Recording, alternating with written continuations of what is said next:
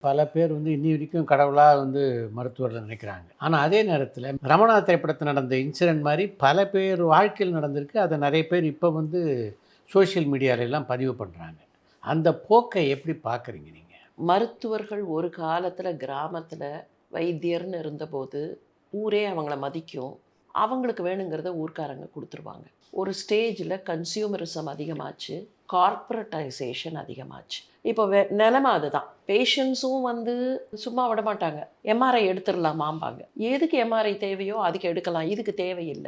இல்ல எவ்வளோ பணம் செலவானாலும் பரவால்ல. இத பாருங்க இது இன்வெஸ்டிகேஷன். இது ட்ரீட்மெண்ட் இல்ல. நீங்க இதனால ட்ரீட்மெண்ட் எம்ஆர்ஐ எடுத்த உடனே தீர்வு கிடைக்கும்னு நினைக்காதீங்க. எத்தனையோ பேஷண்ட்ஸ் எனக்கு இது வேணும், இது வேணும்னு சொன்னோனே டாக்டர் என்ன பண்றாரு? பேஷண்ட் கேட்குறாங்களே, நம்ம அத குடுப்போம் அப்படின்னு இது ஒரு பெரிய விஷியஸ் சைக்கிள். இதெல்லாம் மாத்தணும்னு சொன்னா, மொத்த சைக்கிளையும் ரொம்ப நம்ம திருப்பி வைக்க வேண்டி வரும்.